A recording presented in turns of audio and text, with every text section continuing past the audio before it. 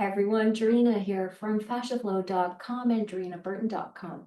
Today we are doing a video about your lymphatic system and specifically a short sequence for lymphatic drainage.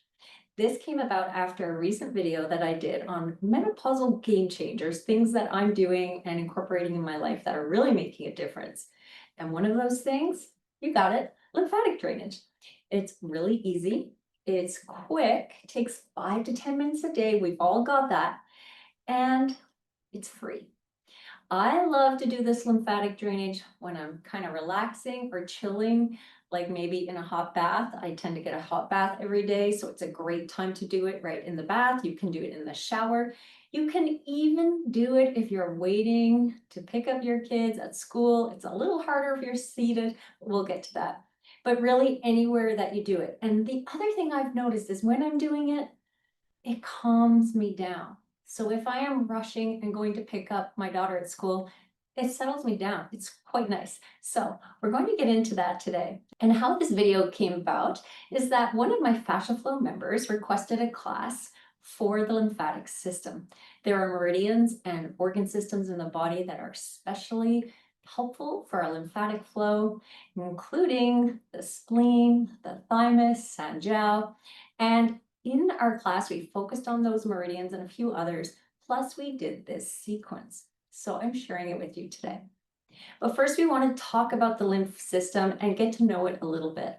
So our lymphatic system is housed in our fascia. So this is really important because our fascia is our form, our organ of form, so to speak. It shapes us. It is the first tissue that formed an embryo. If you took out everything else in your body, the bones and the muscles, you'd still have the shape of you. Fascia is an intelligent organization system. It communicates, it separates and protects. It really is everything in our body. And the lymphatic system flows through the fascia. So we want our fascia to be healthy, number one. This is why we do fascia flow. We want our fascia to be healthy because we need glide in the fascia. We want it to be supple, hydrated, and have glide. And that way the lymphatic fluid will flow easily through it. Think of having restricted fascia. We can think of, say, adhesions, scar tissue, densified fascia. It's not gliding. It's like having a kink in your garden hose, and that lymph fluid will get stuck. So healthy fascia is a big part of our lymphatic system. But today we're talking very specifically about this lymphatic drainage technique. Now, some of us may sense that we need lymphatic drainage because perhaps we feel fluid retention in the hands, the feet, and these are the areas of the body that are most distal from where the lymphatic dumps, which is in this termini area here, just above the collarbones. So if this area is congested, then it's not getting, the fluid's not moving through and going back into the circulatory system. And so we may have signs that we have fluid retention, but we may not have these signs and we can still have some stickiness, some gunky stuff in the body because the lymphatic system is really like our sewage system. It's going through and cleaning house. So we want to work with the areas of the body that have these lymphatic clusters. And today we're going to do what's called the specific 7. There are another 5 that we can do, and we'll talk about that later. But today we're going to do the specific 7 because I really want you guys to be able to do this on the regular and just make it easeful and accessible in your day. So our fascial system houses about 70% of our lymphatic system. So it's a big deal. And it's just below the skin. The superficial fascia is where the lymphatic fluid is moving in the body. So there are a few things we want to look at with this drainage is one, the amount of pressure that we apply when we're working with the stroking or the pumping. We want it to be a light pressure. And that's hard for some of us because a lot of us have been schooled to kind of go after things in the body, myself as well. So I really have to remind myself to do light sweeps, light strokes. So it may be helpful to use the less dominant fingers of your hand, maybe the third and fourth fingers to do the sweeping. I tend to use all my fingers, but just keeping in mind that you want a light sweep. Then the next thing that's important is the order that we do this sequence in, because it's like standing in line at the checkout and you want to get to the cashier, but you've got 4 people ahead of you. Well, we're not skipping the line, all right? Unless someone lets us go ahead, but most of the times we have to wait in order to get to the checkout. So the lymphatic fluid flows in a sequence and we want to work everything back to the termini in a sequence, which we'll get to. Which brings me to our next point, the direction that we're sweeping. So we want to bring the fluid back to the termini here, not specifically the heart, but this area of the collarbones. Now I've come a little bit closer to show you where this termini is. And if you just kind of move your shoulders forward and you get this divot here, it's called the supraclavicular fossa. This is where the termini live. Now, if this area is kind of puffy for you, or you have some puffiness under the arm, it's an armpit, so it should be like a pit, then this could be a sign that you have some congestion, that you really want to make this a regular practice. Get it in every day, 5 to 10 minutes, we can do it. So this area, the supraclavicular fossa, is where the termini is housed. And so when we're trying to landmark that, you can think of this little divot right here, or if that's hard to see in your body, you can sort of think of just running down from your ear on each side. We work both sides between the collarbone and the neck here, okay? So this is where we start all the time, is clearing in this area, the termini. And we want to do on average, maybe about 20 strokes or pumps. I like to just stroke here. And you may notice as you're starting to work through the different areas that we will now go through, that you may start to feel like you need to swallow or clear your throat, or something happening in the back of the nose or through the ears. And these are good signs. It's showing that you are moving the fluid. So here we start, and this is the termini. We can do sweeps, you can do pumps. And again, less is more. This is tough, I know. Just less is more, okay? And do it till you feel satisfied. If you know you're congested here, if you know you have some retention of fluids and it's puffy, then stay here a little longer. You may want to do 50 or do it twice a day. And then from here, we're now going to go to the area called the tonsillar. So we come up to the pointy area on the jawbone here on each side, and we sweep down towards the termini. So again, using light pressure and maybe 20 sweeps down towards the collarbone.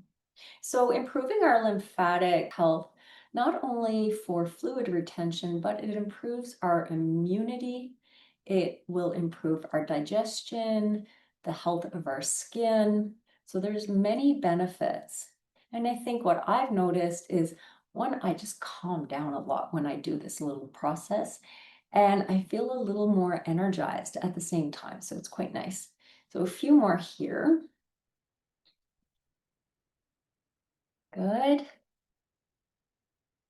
There. And then we come to the next area, is just under the collarbone. So see how I'm coming forward and there's a little divot in front here. This is the apical area. So now we're sweeping and again coming up towards the termini. And if there's any area that you want to, again, spend more time on, do so.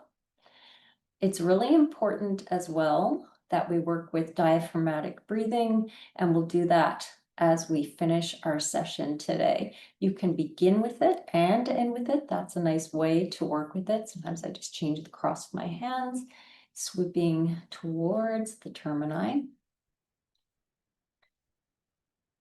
Good. And the next one is our armpit. So we can only do one at a time. So we just find the pec tissue, bring our hand into the pit area and find the pec tissue, relax the arm, and then sweeps, pumps towards the termini once again. So we're working 7 specific lymph node clusters here today, and I'll do another video for the full 12, and that will include the auricular and suboccipital, and it works into the elbows, wrists, and also knees and ankles. So that will be in another video there, and we'll switch it out. So again, come under the armpit, we find that pec tissue and just pump, sweep. I always have to remind myself to relax the arm here. Good. So we really can have a big impact in our lymphatic health by moving as well. Of course, we do know this. And if you're someone that sits a lot because of work or driving, we do tend to have some stagnation, congestion, especially in the nodes here in the hip crease. And the armpits, because we're like this maybe typing. So this is something to consider, and getting the body moving every day, maybe taking breaks to move, swing the arms, those kinds of things. Good. So we move on now to the next one. It's called the cisterna chyli. And we landmark this one by placing one hand where the rib cage comes together here, and then find your belly button. And then about midway is where we're going to sweep up, just in and up. And this one can feel a little bit different. It's more sensational, then that's okay. So this is called the cisterna chyli, and we just sweep up, in and up. Good. My belly button is showing there. It's part of the process. Okay, and again, maybe 20 sweeps, 20 pumps.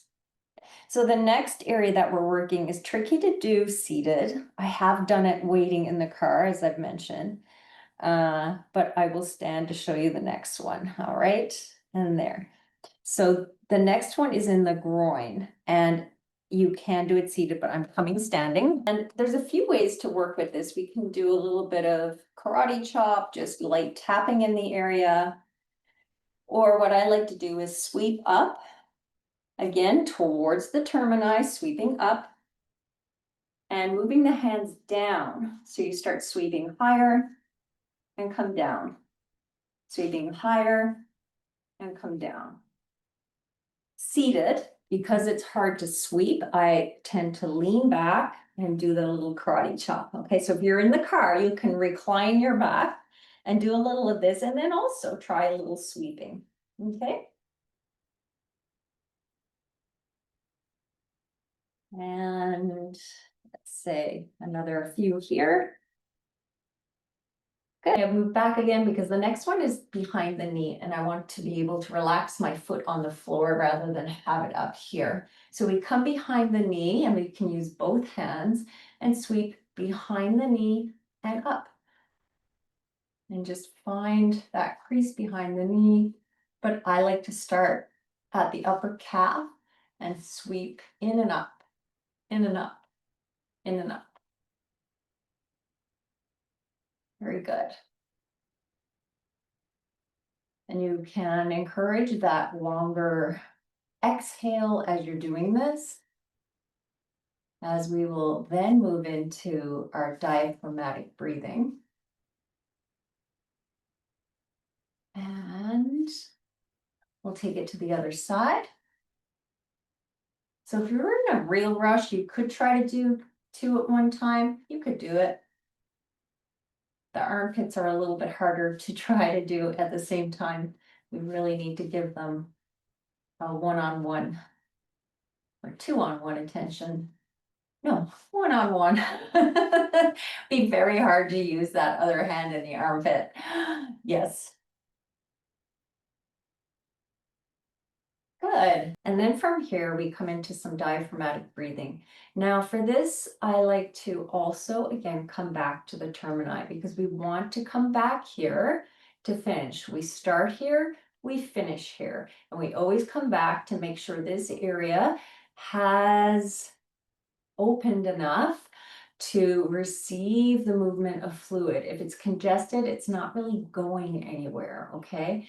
So now that we're here, we're going to do some diaphragmatic breathing, and that means breathing deeper into the belly, not the chest, and extending the exhales. So I'm going to do something that may seem a little silly or weird, but you know what? Do it with me. So what we're going to do is we're going to inhale, and then on the exhale, make a sound voo. And what that does is it helps connect with the parasympathetic nervous system even more. And it's quite calming. Now, you don't have to do this one if you're in the car. You can just extend the exhale, but let's try it together. So let's take our inhale. And on the exhale, voo.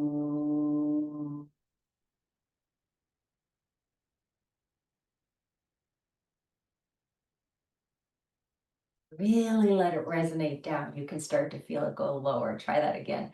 Inhale. Voo.